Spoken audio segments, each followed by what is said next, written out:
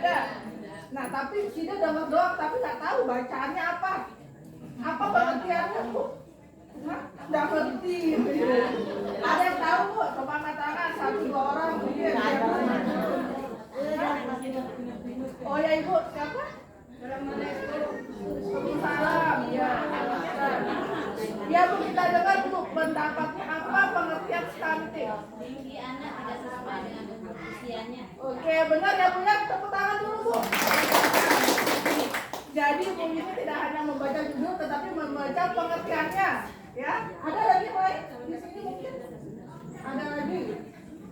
Tidak ada ya? Sepakat ya jawabannya seperti itu. Jadinya intinya pengertian stunting adalah tinggi anak tidak sesuai dengan usianya. Coba kita lihat di sini ada gambar ya. Kita punya gambar nih, ada 2 gambar. Kelihatan dari sana, Bu? Ya. Kelihatan ya. Yang pertama kita lihat dulu gambar di sini. Ini gambar anak SD ya, kelihatan kan? Pakai baju seragam SD, pakai tas. Nah, dari gambar yang pertama dan kedua jelas ada perbedaannya, ya. Coba saya tanya dulu, ya, Mama. Ya. Gambar pertama ini apa? Coba yang gambar pertama di sini apa? Apa yang sudah lihat lah? Apa di sini? Mama, anak sehat. Anak sehat dari mana tahu sehatnya? Di badan. Badannya. Oke ya. Yang anak kedua mungkin di sini. Apa?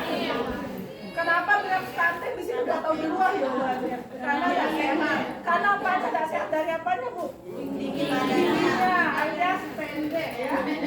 Jadinya anak yang stunting jelas perkembangannya itu berbeda dengan anak seusianya. Yang mana kalau kita lihat di sini gambar A, ini anak SD, yang mana seharusnya tingginya misalnya 100, misalnya ya. Ini kan tinggi. Di bawahnya yang B sedangkan berbeda jauh, Bu ya.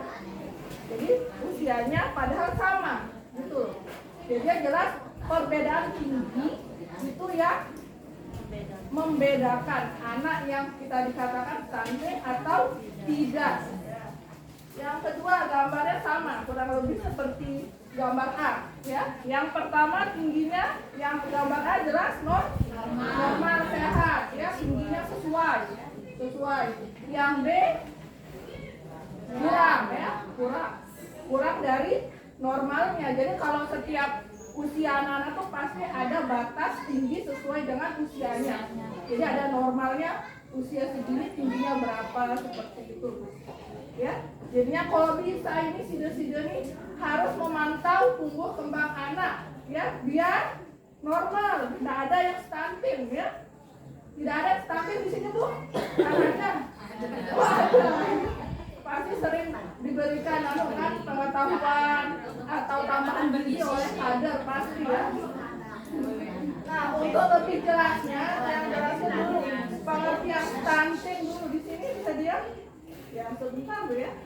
Ya, pengertian stunting lebih jelasnya adalah tinggi badan yang tidak sesuai ya, seperti Bu tadi bilang, karena kurangnya asupan gizi biasanya gitu. Yang mana stunting itu sering terjadi pada periode 1000 hari pertama. Ada yang tahu 1000 periode hari pertama itu dari kapan? Dari usia 0 sampai usia 2 tahun. Dari usia 0 sampai 2 tahun. 0 sampai 2 tahun. Ya, baru ini. Tepuk tangan Bu ya. Jawabannya ibu-ibu ini yang benar, apalagi yang benar. Usia 0 sampai 2 tahun. Jadi selama di dalam perut, selama dalam kandungan. Jadi pentingnya ibu-ibu, ada yang hamil di sini Bu? Oh ada, saya juga lagi hamil Bu. Ya, jadi pentingnya menjaga perkembangan anak dari usia 0. Ibu hamil itu di dalam perut itu sudah harus dijaga kandungan gizi asupan.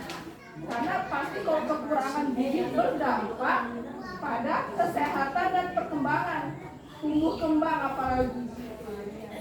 Jadi pentingnya 1000 hari pertama 0 sampai 2 tahun.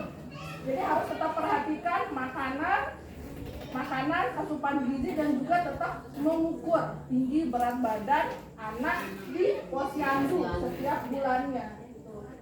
Ya. Nah, di sini jadinya kita lihat di sini kalau pemerintah Indonesia itu sekarang sedang gencar-gencarnya mengadakan program mencegah stunting.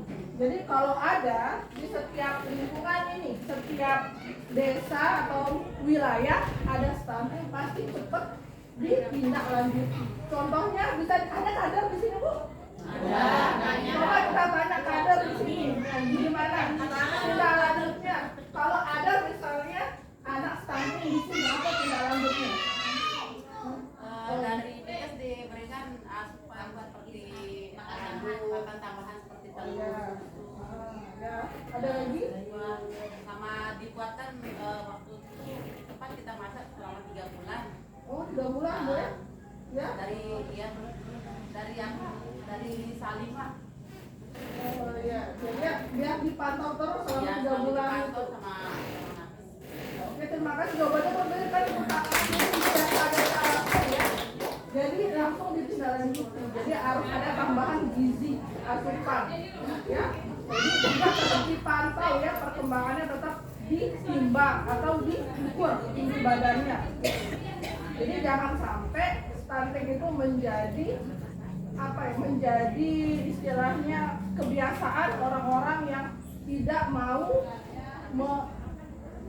memikirkan istilahnya perkembangan anaknya, apalagi punya ibu-ibu. Jadi jangan sampai lah, ibu-ibu ini harus tetap memperhatikan perkembangan nutrisi, terutama nutrisi asupan gizi pada anaknya, khususnya umur 0 sampai 2 tahun.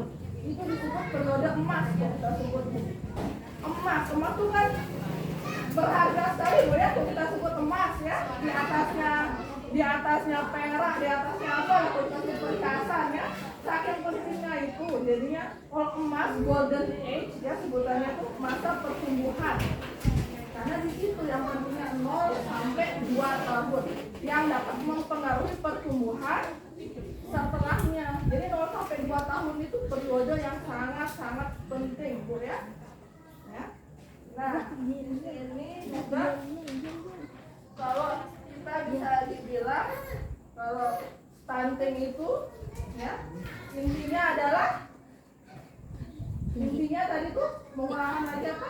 Tinggi badan anak atau tinggi ya, yang tidak sesuai dengan usianya.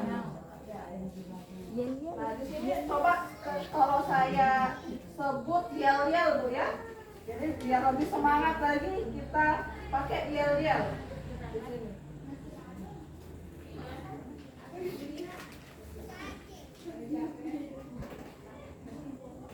Stunting, kalau saya sebut stunting bilang apa?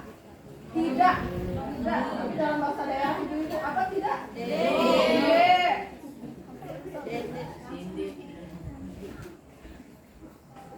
Ya, coba kita sebut lagi stunting. Tidak ya. Maka jadi tidak mau ya, tidak boleh istilahnya. Memele ya, pasti semuanya pingin tumbuh sehat, tumbuh kembang sempurna anaknya, karena stunting mempengaruhi selain tumbuh kembang, tapi kecerdasan otak juga. Rata-rata kalau yang stunting selain pertumbuhannya yang bisa dilihat secara fisik, tetapi dari perkembangan otaknya itu berpengaruh, jadi lambat untuk mencerna pelajaran, kalau di sekolah mencerna informasi, jadi mentalnya juga dapat terganggu.